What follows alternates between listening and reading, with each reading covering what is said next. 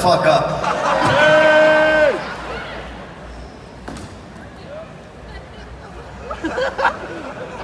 Yeah, Ned! Right, okay, I lost my microphone. It's like the game started. Let's do it. Ladies and gentlemen, let's do it. Let's have our Grand Theft Auto 5 panel. Let's go.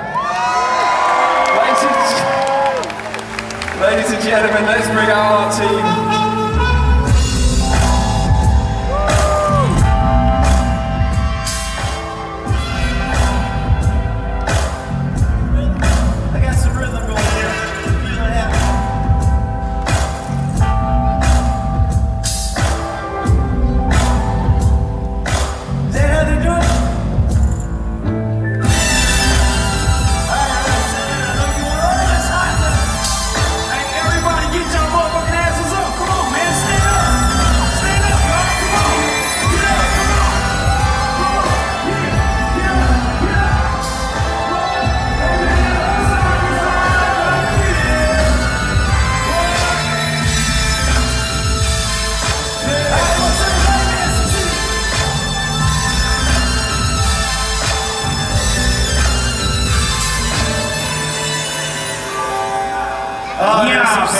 Serious white man's disease up on that stage. That was intense. So welcome, gentlemen. That's what I call an introduction, eh? That's awesome.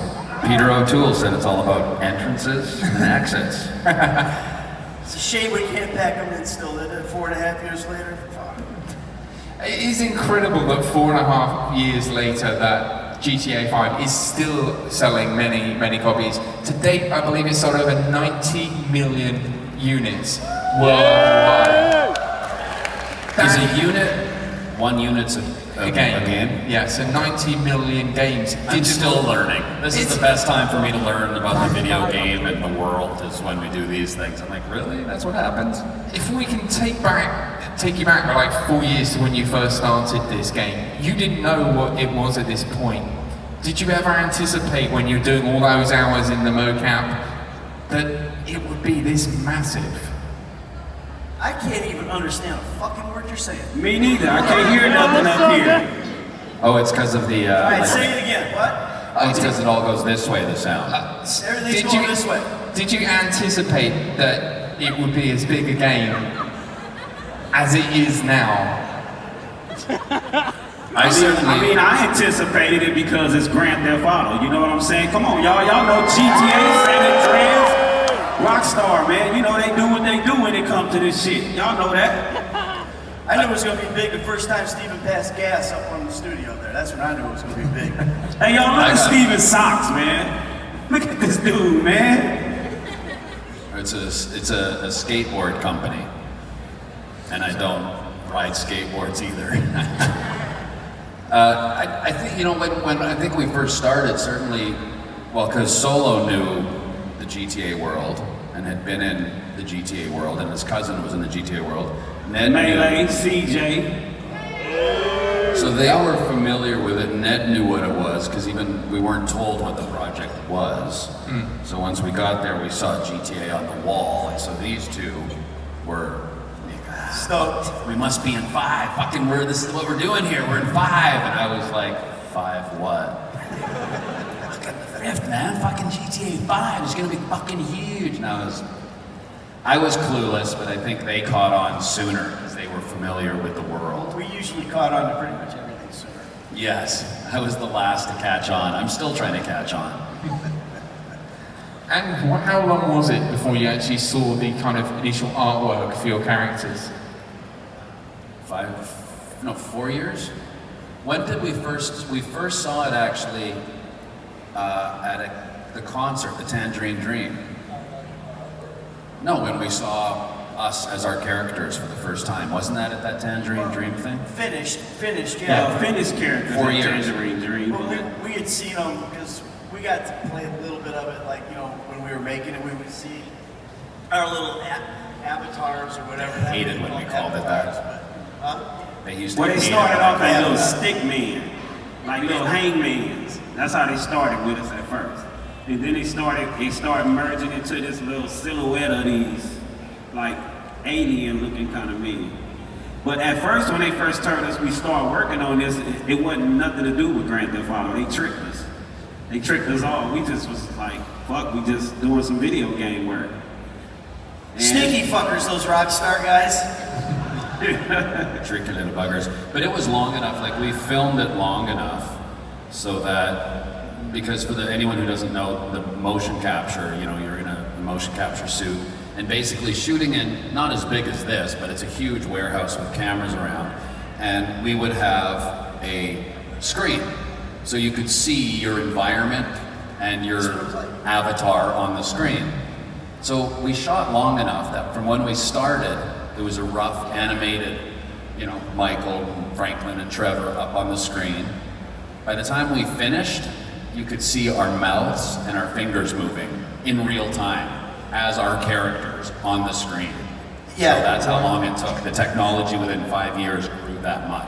Yeah, because Wow. the technology evolved. As we were shooting it, the technology evolved. When we started out, we were on the, what do they call it, the old generation or whatever it was. And as it moved in, we actually shut down for a while. And they brought in all new cameras and all new stuff. And we came in and they were like, oh. And I remember Boy Wonder going, Ed, when you see this shit, you're gonna love it, man. It's gonna be so awesome. And it was, because all of a sudden, it was a completely new world that we were in, right? You could see everything that we were doing up there on that little screen right there, and it was really cool, man. yeah.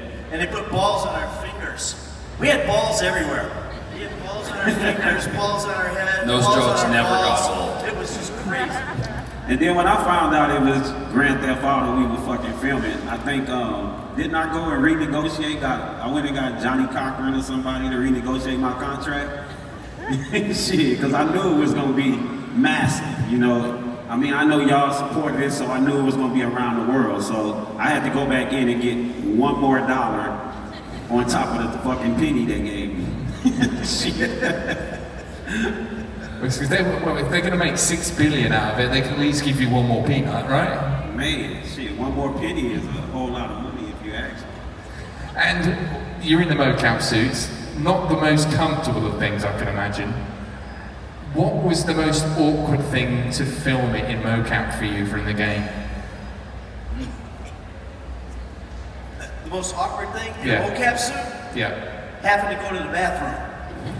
That was the most awkward thing because we were strapped up, right? We had these belts with these wires and shit all over it. We'd have like wires going around us, hanging out our asses and stuff. And then everything was strapped on. And you had to go to the bathroom, these Velcro hooking you on. You had to take all of this stuff off Wow. just to take a pee. So we just started peeing all over ourselves. And you know, every once in a while you get shocked, but after you did that, we had to do that. What's that thing called we had to do beforehand? Oh, the T-pose. T-pose. No, beforehand. We had all the dance. I thought that was the Talk to your T-pose. mic, man. REM, Not the T-pose. ROM. We had a ROM, it's called. Oh, yeah. Range of motion. So every time you took off your suit, you had to go through this whole thing again. Oh, to register Remember? yourself in the system to capture the motion. So that's right. For me, that was the most awkward. I think the most difficult things were anytime, especially for a game that was so physical and that you wanted to have a lot of physical contact with each other. With the outfit that you wear, especially with the helmet, which has a camera, and just even that, getting used to a light and a camera right in your face, and it's kind of the third eye, so you can't look at it, you kind of get cross-eyed a bit, and then just to interact with people. Yeah, it's that. All, like that's literally, and it's even brighter, and it's just staring right in your fucking face. And then the tough part is just interacting, because you can't grab someone's else, I know this joke gets old, but you can't grab another person's balls, because they can't animate it. You couldn't even grab your own balls. Oh, everybody, Hey. look at King Ezekiel in the house. King Ezekiel. And so that was the most difficult thing, was just that you couldn't, you know, be physical as you wanted to be, and you couldn't get in someone's fucking face like Well, this. you had this right here. Because you had cameras, so you clash. So that was actually just those simple things. Was actually one of the most difficult technical things to learn. You couldn't have just free range to get in someone's face and stuff like that. So it kind of changes the way you act in the entire project, doesn't it? Because you have to then learn almost a mocap style of acting. Yeah. The different, you know, you have to get next to someone's face, not in their face, or grab them, you know, wherever there's not a ball. So things like that where you just learn over time doing it, you know. And how long was each day then? Was it like really intense, long days that you had to do the mocap for? How long were the days that you had to spend in the mocap suits? Yeah. Man, they were booking us for, we was 21 days of work and then 21 days off. But we were spending pretty much all day damn near from 7 in the morning, pretty much close around to about 7, 8, 9 o'clock at night. Because it was a very tense game that we were doing. They wanted you to do everything on point. You couldn't like skip or mess up in the script, so we were having to do take number 75 and take number 100. So we spent a very, very long time in that suit. You know, when I first started, I was fat when I got in the suit. I was very uncomfortable. I was about 265 pounds in it. So, you know, I was very, very uncomfortable acting in it because you see everything, your fat ass stomach, your big ass, and you worrying about people looking at you while you out on the floor performing.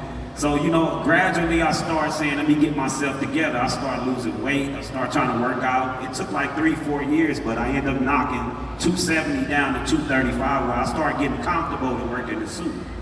So, you know, then these guys started helping me out a lot. Steven fucking, no matter what he had on, he was fucking farting the whole fucking time we was there, stinking up the whole fucking studio. My farts have become legendary.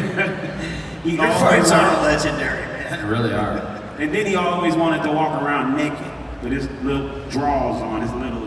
Never naked, I was always in my... I used to do this thing at the end of the day. I used to like cheerleader socks, like the long ones that came up to here. So I'd wear these pink, long cheerleader socks and pink underwear. And at the end of the day, I would just do a lap. Once I took off my motion capture suit, I'd just run around in my underwear and socks. Yeah, and then he would go to the train like that too and ride the train home. Nice. I'm surprised. Nice. I'm surprised there's not like a surprised there's not like a character skin of that in the game somewhere that people can unlock as a joke from Rockstar. You never know. Probably is. You never know. And what is your favourite part about your characters, do you think? What's the part that you enjoyed the most when you were playing them? In both mocap and in the voiceovers? Yes? Well, my favorite part of the character, if you know Franklin, he started from nothing, come from the hood, and he got adopted by the Michael character, you know, because he been fucking up all his life and not getting nowhere fucking up, stealing cars for Simeon and gang banging, taking chances to go to jail, get killed, and all of a sudden he just trying to pull away from the gang life to get a better life, but his better life was to just do more fucked up shit, but with a more sophisticated guy, which is like a mafia type of guy like Michael. So that was like the best part of my character, to watch him come from doing low budget bullshit to high budget bullshit. I don't know if y'all get what I'm talking about. He was a gangbanger shooting at his own people, then he all of a sudden started robbing banks and shit, getting millions of dollars. So that character was real interesting to me.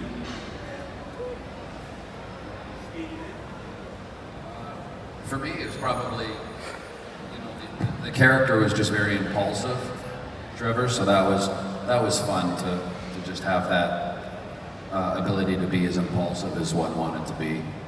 Play with that. Yeah, my thing about my character that I liked was that trying to find something that from my life that I could transfer into, because obviously I wasn't a bank robber. I don't think. If I was, I'd have more money. But what I liked about it was that he was retired, and then he was pulled back into the life, you know, because it was like he was compulsed to do it, because that kind of mirrored my life with the acting thing, because I was kind of out of acting for a while, and then I came back into it, and this was like the first audition I had. It was like I was compulsed to come back into acting, so it was really easy for me to draw on that, you know, of being, and this is the only thing I can do is be an actor, you know, and I was able to pull from that into Michael being the only thing he could do is be a bank robber. bad stuff. That was just, he was just compulsed to do that stuff. And I like searching for that compulsion and finding where the mirror is in my life and that character's life, and be able to bring that to that character, which kind of worked. I mean, it was pretty cool for me. It wasn't so cool for my wife because she said I brought Michael home too much. But she was a yoga teacher anyway, so she could always just, I'm gonna go fuck myself. But whatever. And the game is written by an English production team, but yet it's set in the US. Now, when you get the script, how much of it did you then have to kind of retranslate to make it American, to get the more street elements of the characters actually in there? Because, you know, the British people might not have been able to do that. So how much of it did you have to change and more like bring it to your own, well, bring it into its own and give it that character? Well, for me, I always joke that it was, I had to learn a new language, English, because I didn't understand that stuff very much. So it was just like make it fit my character, make it fit me from the Midwest, which is where Michael's from, you know, and just finding that flow, that rhythm and everything. It was much more difficult, I think, for Solo than it was for us, because Solo's far from you know, British. Yeah, it was real different, you know, because I'm getting scripts written for me from, you know, the British guys that's sitting over writing, which are great writers. But I had to get it, read it, and then translate from saying mate and, you know, lad to motherfucker and my nigga. You know what I'm saying? So it was hard for me to like try to figure out this. When we first started, they wanted me to stay pretty much on the script. So I had to start saying, nah, man, I gotta translate this shit and be me. You know, I'm a black man from the ghetto, from the hood, and that's what y'all portraying Franklin, Lamar, and them as, so let me be me. You know, so they started letting me kind of take it and rewrite it to how it had come out to be how I would truly say it for me being from the hood. So it was real difficult at first trying to, you know, translate from what they were writing to what I would actually say. You know, so, because when y'all play it, man, y'all playing with me. I'm taking y'all in a ride into the hoods of the black community, you know, because I'm probably 99.9% of the people in here are not from the black communities in the hoods. You know what I'm saying? So Who's from Watts? Ain't nobody in here from Watts. I know they not, because we were in London, you know. but it was real difficult for me. I know for me, man, I don't know how to speak, you know, no other language but my nigga. What's cracking? What's happening? You know what I'm saying? So I don't know how Steven took it, but he seemed like he was pretty easy with it. Steven, the Trevor character, was pretty like right on. He can fall right into it, so. It was also, I think, the Britishisms for me, because my mother is British, and I, you know, spent a lot of time here.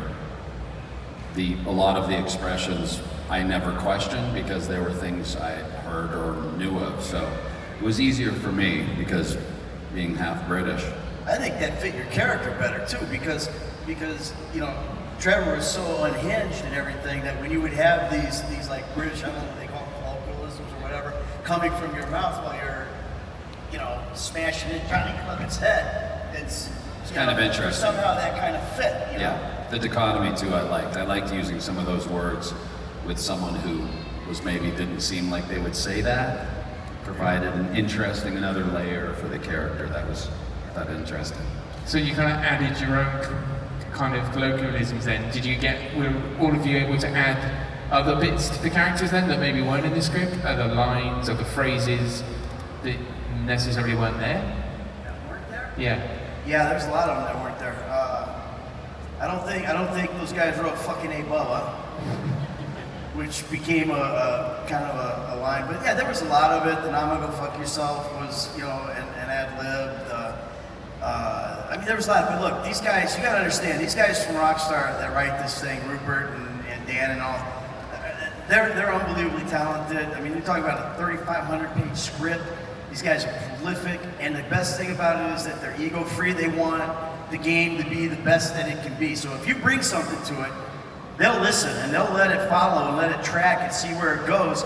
And it might not go where let's say I had lived something, it might not go where I wanted to, but it might trigger something in them that takes us all where we want it to go, if that makes sense, you know? So we had a lot of freedom on the set, a lot of freedom. And it was really appreciated because from an artist standpoint, did you see that? I just said artist. So artsy fartsy. From an artist standpoint, it was really cool that you know, to have that freedom, because that's an actor's dream, is to be able to create, because that's what you want to do. But then I found out that at the end of it, that me and Slink, who played Lamar, just our shit alone, I was told they had to take out fucking 15,000 niggas that me and him was fucking saying, because we went fucking crazy. But that's just how we talk. We don't mean it in a racist way or nothing like that. That's just how we grew up. My nigga, my homie, my dog. You know what I'm saying? That's just how we communicate with each other. So they came and told us they had to take out that many NIGG words and fuck words and cuss words that me and him was translating, and had us go back in and clean it up a little bit. Yeah, that was the craziest thing that surprised the hell out of me, is it wasn't usually until, you know, it wasn't the motion capture, but when you went in to do the car dialogue or pickup lines, and we did a whole session of, there was only a certain number of fucks you could say. I was like, really? We're killing people, we're doing this, and someone's worried about having too many fuck words in this? But it was true, and the C word, which I personally love, and Americans have a different reaction to it, but in England, I know I've been spending too much time here. When I go back to America and I drop the C word just like you say bitch, and over there it does not fly in America, but I love the word. But even that word, there were certain numbers, and so we had to go in and actually do alternate reads for some of the, like, go fuck yourself. They wanted, oh, we've had too many, so you gotta say, you know, go get lost. Kiss my ass. Yeah, and you just do, I would always do the reading as poorly as possible so that they couldn't use it.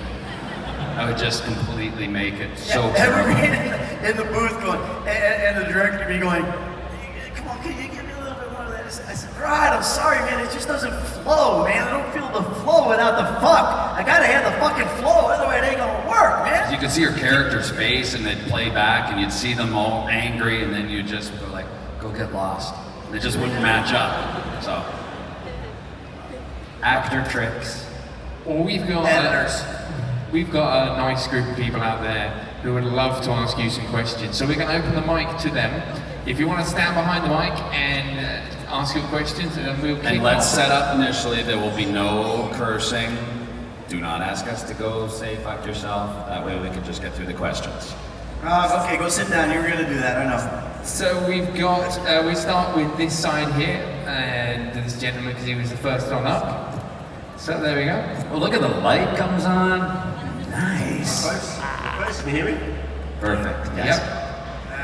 I follow a subreddit called Chiliad Mystery, and I was wondering, can you confirm or deny the mystery has been found, or is still waiting to be found? Really? You're gonna ask me about the Mount Chiliad mystery? Yes. All right. What is the Mount Chiliad mystery, for those of us who don't know? We're gonna solve this, okay? I don't know what it is. It's the mystery at the top of the mountain right now. All right, so everybody get out your notepads. Still don't know. Here's how you solve the Mount Chiliad mystery. You go down to Del Perro Pier. You swim out 35 miles. You dive down 78 feet, not 77, not 79, 78 feet. There you'll find the answer. My girlfriend's just recorded that because I'm like my Thanks, man. Okay, so we go to the other side. And make sure you record when you're doing that. Well, what is the difficult thing when you were recording GTAV, whether it was voice acting or staring at that license that stares at you goddamn so? What difficulties did you have recording? Like recording voice lines or staring at the camera or whatever. What's the most difficult thing when you were recording GTA 5? The most difficult thing to do? Yeah. Well, I mean, probably 80% of it was motion capture. So the stuff, I guess, the stuff in the booth is probably hard because you have nothing to work against, you know. And those are just usually stuff in the car or whatever. Well, the booth the most difficult part of it was, I think, for the whole lot of us, was we have to imagine everything that we were doing in there. If they say you're sitting in a car, they actually set a crate down, and you have to really act like you in a car and close the door, and it's none of this here. It's just a crate you're sitting on, a big long pole with a steering wheel on it and a bean bag. So you have to imagine that you're in a car, actually driving, and got your hand out the window talking to someone. So just imagining that was like real hard for me. You know, just imagining everything, the setup, the houses, and they built everything like real good. You know, they built the front doors, the couches, the sofas. But out of bars and tape. So it's not like doing a film or television show where you're in that environment. With motion capture, you really have to commit to where you are. Yeah, and you got to be precise too. Like we're driving around, right? And we're coming up, we hit the brakes. Like we're coming, we hit the brakes. It's, you know, you got to hit the brakes. Everybody you got to hit the brakes. Everyone's got to do that. If you're in a crash, It's actually the most difficult is that. And Everyone getting that together. Yeah, and boom, we got to hit the brakes. fuck, hold on, we did it wrong. Steve, just tap the brakes, okay? Don't slam on them. Little things like that that you wouldn't even imagine become. It's literally that tight. You know, so when you have a big crash or whatever, you know, you're banged around in the deal, you know, and you gotta make it look like you get banged around in the deal. So that was hard. But for me, the booth stuff was the hardest because you're in there for 4 hours and you're on fire, you're falling out of a building, you're screaming, you're hollering, and it physically, just from a voice standpoint, that was the hardest for me because you come out of there, you'd be like this, but at the end of it, can we get just one more take? Yeah, I got one more for you. It was 4 hours of, screaming usually and dying. And that's right. Thanks, man. Thank you. How much input did you have of the characteristics of your characters? Ultimately, it was our bodies. So, I mean, as far as like the walk and all that, 100% input. I mean, you know, as far as the characteristics of it, you know, that's what an actor brings to a role. So I think I would say 100% input into it. Yeah, pretty much 100%. You know, it's because it's our walk, our run, our talk, our blinks, our expressions we make, you know, our shoulders, whatever we do is pretty much all of us. So, I mean, they gave us free will to do whatever we wanted. They just wanted to get the lines right, you know, and the marks right. Thanks, man. If for whatever crazy set of circumstances you three in real life were to enter a fist fight, who do you each think would win?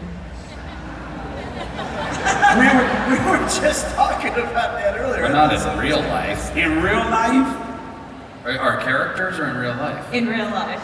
I would just run because I don't like to fight. So. in the characters, Just run. I think Trevor will win in character life. In real life, Thank you. Yeah, definitely solo. Thank you. I'd just shoot his ass.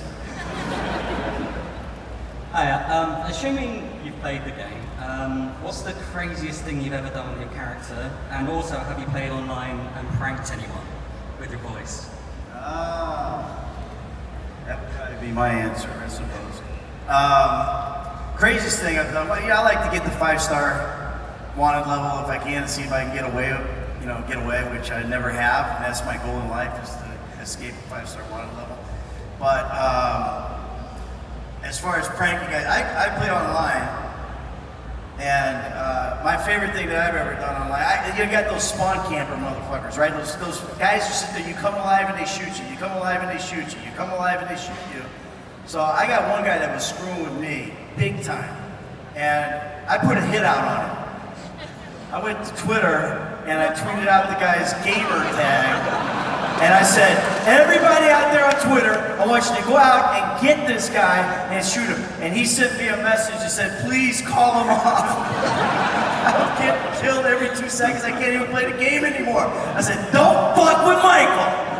And that was it. So that was my favorite tag that I did. And that would knock off a bank, you know, pick a guy up on the street, go rob a liquor store, and they just give him the car, you know. Hey, you know. yeah, I played online with them, and you know, At first they don't believe it's you. You know, they like, nah, it's not you. Until you say, go to my Twitter page or my Instagram page so I can validate that that's truly me. But then they come back and they fucking always friend requesting me to do all kind of crazy shit. So I stopped playing because shit, I can't be chasing nobody around in a fucking video game man like that. I don't know how to do it. Ned plays online more than anybody that I know in the world. And no, I'm not giving you my gamer tag. Thanks, man. Next. Thank you. So when you started working on GTA 5, did you have a feeling that people would come up to you and not even call you by your real name? They'd be like, hey Trevor, what's up? Or Franklin, what's up? All the time, bro. If you're a GTA fan and you see me, it's hard for them to say, hey, what's up, Shawn? What's up, Solo? You know, it's always Franklin. What's up, my nigga? Or my N-word, you know what I'm saying? So, I mean, it's common, because Steven just was talking about that. I mean, we were somewhere and somebody said Trevor, and he like, no, Steven.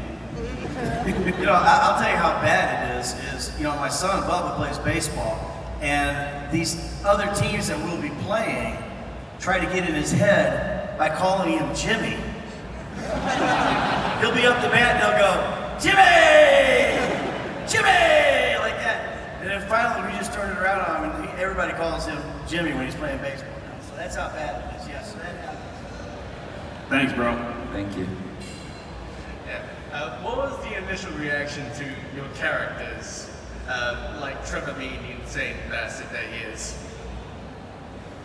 I mean, it's fun. I mean, he's the impulsive, crazy character. So to have that opportunity to play a character like that is great. It was like, wow, this is challenging but fun to be that kind of lunatic. You know, it's great. A lot of fun.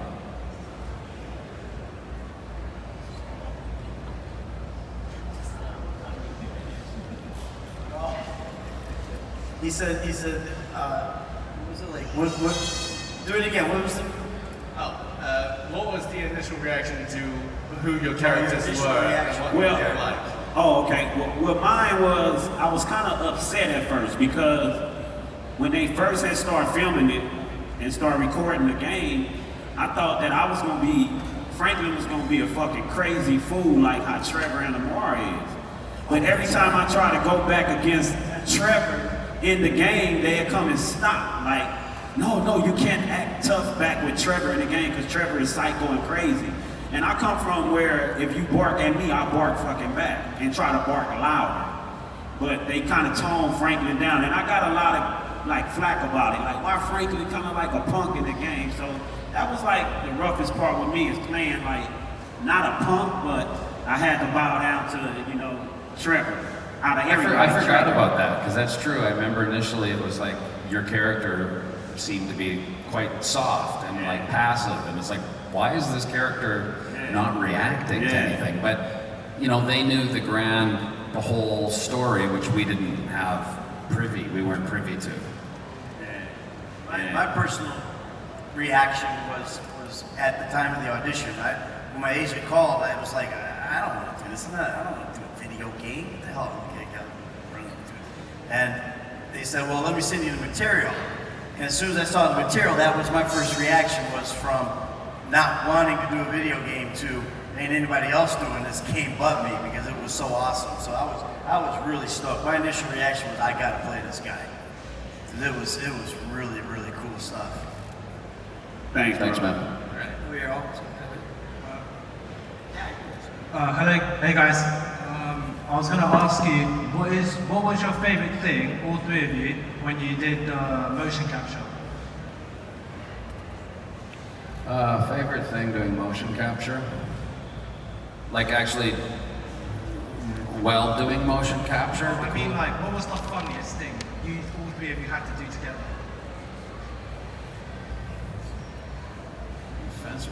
When we all did the big one. Yeah, the big one was because there were so many of us involved with it. So a lot of times we would work two with another group. The big heist was, I think, where we had almost all of us in one room. Yeah. And it was very complex, the layout, and we had to go from one room to another. I think that was probably the coolest, just because it was almost cinematic in its scope, and you know, we went. Yeah, because from it's room all to very, room. very technical. The mocap stuff is all really technical, but within that technicality, you're able to cut loose at the same time. So that was a good one. The other one that I loved was where I smashed Jimmy's TV. That was one of my favorite things that I did because, you know, first of all, it was I got to be with Danny, who's just a great kid, man. He's such a funny guy, and you know, it was great because he was calling the guy a hermaphrodite dude, and I was cracking up, and then smashing the thing. It was just a big screen. It was all it is. It was, you know, and taking his chair and just slamming it into it over and over and over again. That was fun because I wanted to see how it was going to turn out, you know, because it was tough to picture in your mind. And when Meeting you guys for the first time was fun too. When I came back, when we met, like, I came back to your place with Vicky. Yes, Remember Vicky? yeah, Vicky and Van Jimmy? Tassel, who played Amanda, my wife.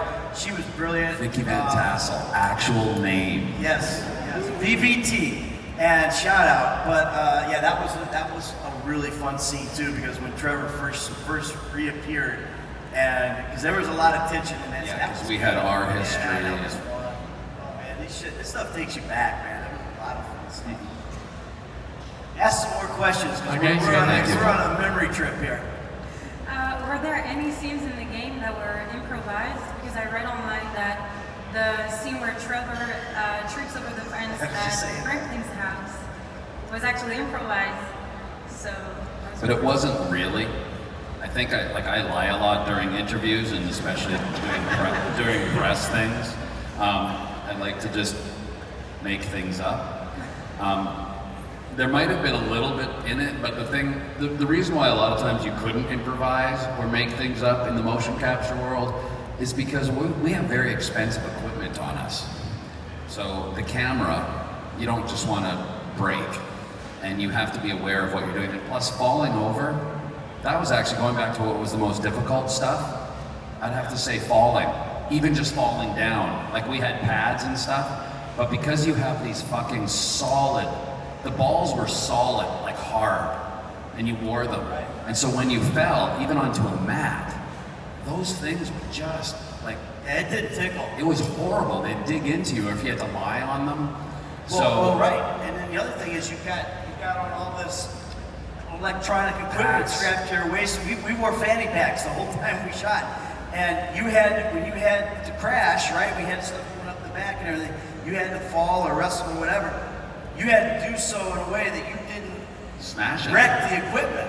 Because if the sound equipment went out, which was on your waist, then it was like a cluster. It was just you'd wait for hours. So there set wasn't way a lot back. you couldn't really. That's why that wasn't really improvised. It was like an idea of like, but can I fall? Do we have to get a mat? We have to do a mat. We have to watch the things. So it was sort of an idea that then turned into this sort of legend of, yeah, I said That's at one behind point, the scenes. Improv. Thank hey you. Guys, welcome to London. Thank you. You're welcome. So I'd just like to ask, so obviously we all love the game, love the story, characters, but we've always wanted to see like another expansion to the game where we see you guys, story mode. It seems the focus has just been, in these 4.5 years, has been the online mode. So I just want to ask, on your part, has there ever been like a push to, maybe do some more content for the game? Have we pushed to do more content? That's right, yeah. No, I mean, you can't really push. Rockstar's got to do what Rockstar does. If they want more content, they'll bring more content. There's a lot of people in this crowd, y'all should be DMing them if you want it. You know what I'm saying? So the answer is no, I don't push for it, and I'm sure Steven and Solo don't really push for it. Rockstar is, they're a very successful company for a reason. They do what they do. But I'm still ready to do DLC, so I think we all are. So, Rockstar, if you hear me. Does anybody want DLC? I mean, does anybody want it? That wasn't very many. Even after 4.5 years, I'm still fucking ready, and I think y'all are ready too, still for the expansion of the DLC. Thank you, my man. Thank you. Thank you. What were your favorite parts of making GTA 5? I always say, I mean, like with anything, it's like when, if people ask, what are your favorite parts about working on a certain show. I think the best part of GTA is just this, like we've got, you know, we all met, so I think these projects, some of the best things are the relationships you get, not necessarily the scenes or, it's like, hey, we all get to meet.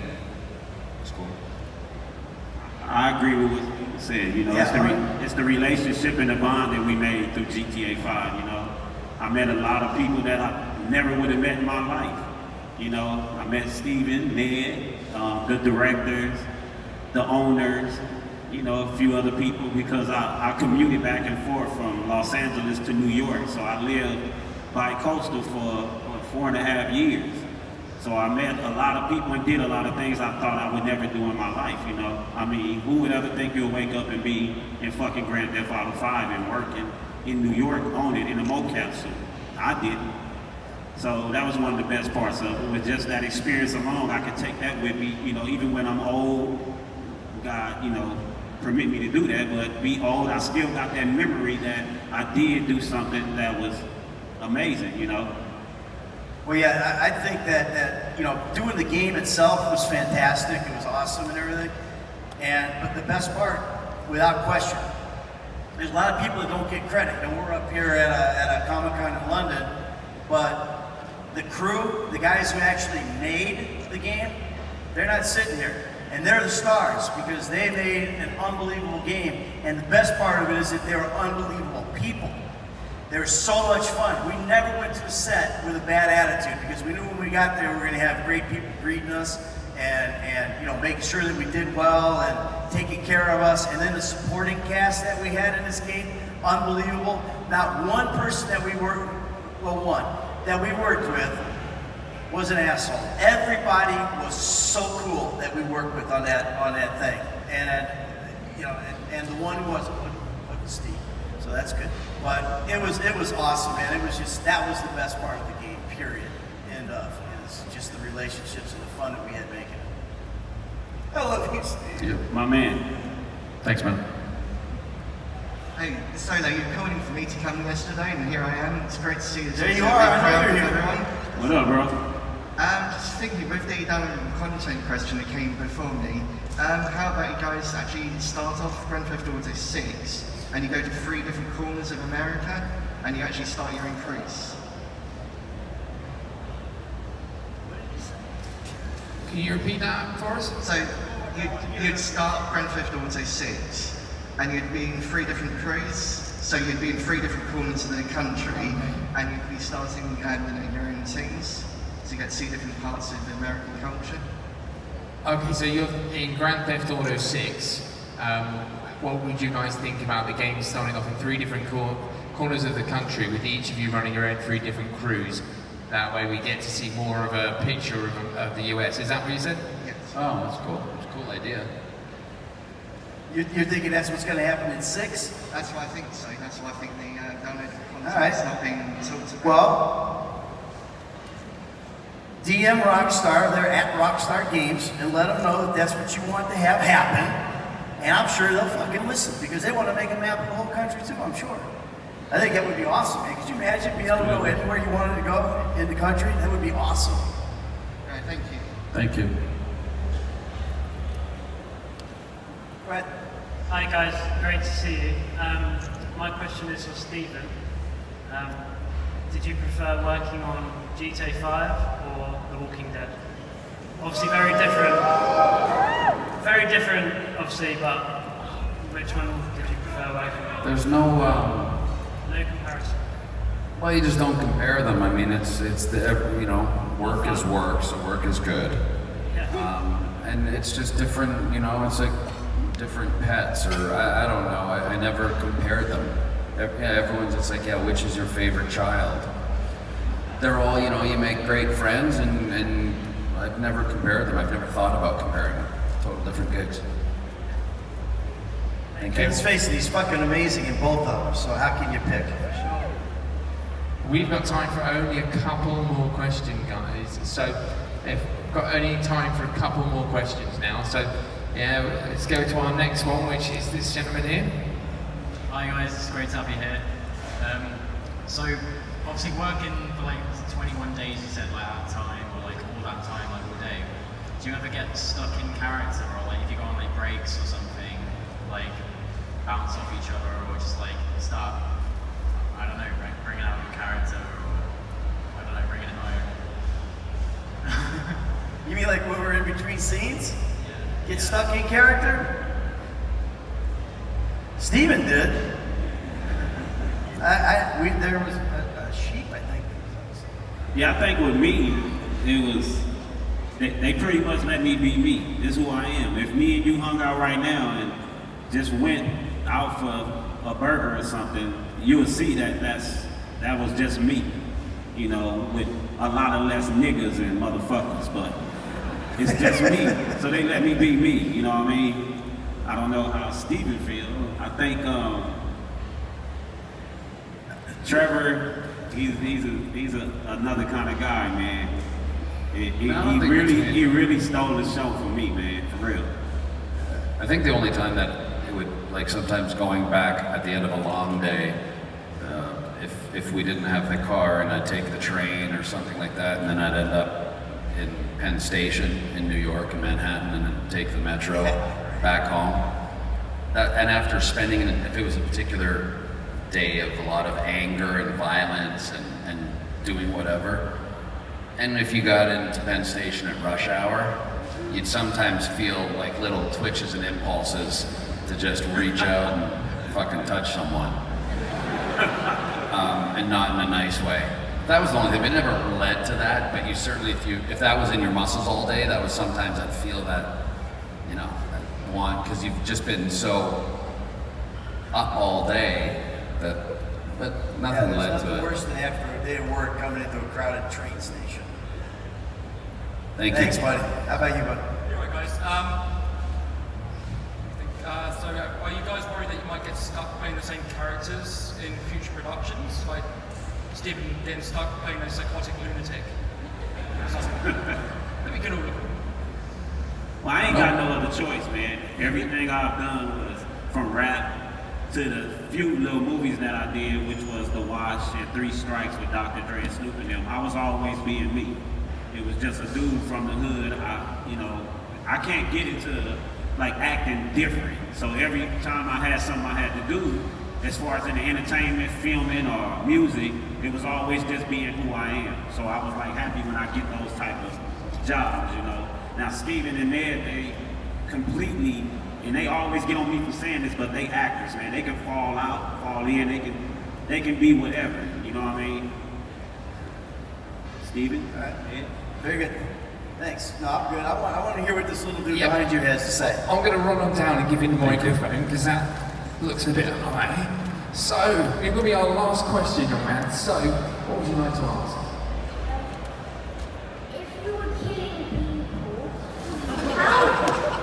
You were what? if you were killing people, how would they stay? Actually, let's do this another way. Come on me. Yeah, come up here. So, come on up here. Get on to the couch. What's your name? Come on, have a seat. If you So what's your name? Alex. Okay, That's come on. Alex. Yeah. We're going to teach you the difference between real life and pretend. Okay, go ahead. If you were killing people, how would they stay alive then? That's fucking deep, dude. Super meta. That's like meta. You know what meta is? If we were killing people, how would they stay alive? If it was in real life. I know. Okay. Well, answer. If we're killing people, you're talking about in the game, right? You're killing people, how would they stay alive? They go to the hospital, and then they do what's called respawning. And they come out, all of a sudden, they're back. That's how they do it, man. I did it.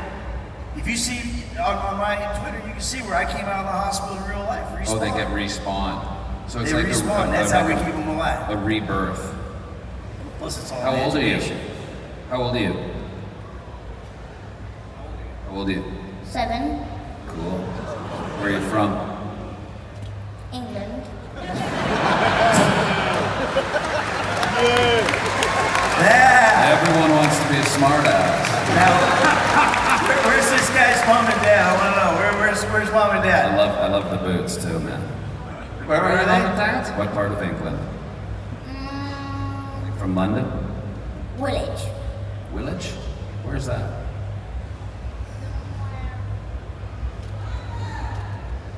North? South? Yeah, maybe. Well, you look very cool, man. You look really cool in that leather jacket. I think we found our GTA 6 star right here. There he is.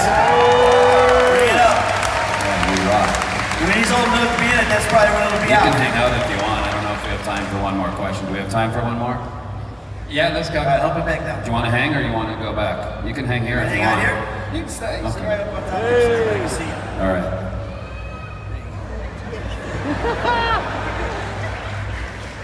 Okay, so first of all, I just want to say well done to that little kid. Like, that's amazing. I didn't make them. So my question. Don't blame This it is on the me. son I always wanted right there. So my question is, from a lot of our perspectives, we see that you get along quite well in real life. How was it to suddenly change characters to dislike each other when you were playing your characters in the game? Say it again. It's just, how was it? We all get along, and we all get along. Yeah. So how was it to not get along when working? Well, I wanted to say this. We didn't actually get along that good while we were working. We sitting up here lying to y'all about we got along real good. Nah, but for real, we just fought. We had our little bumps and, here and there like brothers do, and then we get back and we be back cool. So we got along on set and we got along off set because all of us have family, kids, and we bragged about our kids more than anything on set. I mean, Steven would walk in and he would show pictures of his son. Ned would walk in and show pictures of his son and his accomplishments, and I would do the same thing. So that's what kind of kept us all in tune with each other, that we all were family men, so we got along real good as that part. And also the biggest thing too, because of that point, it's easier. Yeah. It's like when people ask, like with The Walking Dead, when you get along so well, when you trust each other, you can take bigger risks as an actor. You can usually go further because I'm not gonna hurt your feelings. So if I wanna get in your fucking face, or whatever I wanna do, it's easier. When you're open and vulnerable and trusting, it betters the game. Performance becomes better. Yeah. So it becomes easier the more you get along. When you don't get along with someone, that's when it can be unsafe. It can be, and that can go for when you're you're supposed to be happy with someone. If you hate them, it's tougher. It really is. So the more you respect each other, the easier that becomes. Well, it's a lot like family too. It's almost like I come from a family of 5 kids, and I mean, my brothers and I would literally throw hands. We would throw hands, but at the end of the day, we could throw hands, and 5 minutes later, somebody came at us. I know that my brothers would have my back big time, and that's how these guys are. That's how we are, and I think that's why we did what we did and had as much success as we did, is because there's full on trust. You got your back. I got his. He's got mine. He's got mine. I got his. And that's how. And I got this little dude's back too. So if I mess with you, let me know. All right? I'll stick these 2 guys on because I'm old. Okay. But thank you very much for that question. Well, ladies and gentlemen, that is all we have time for, ladies and gentlemen. How about a mass? But before we go, just quickly to our little friend here, for being such a good sport, from our friends at Tokyo Toy. Do you like candy, Alex? Would you like some candy? Yeah? Little boy wants some candy? Well, ladies and gentlemen, please give it up for our panelists today. Thank you.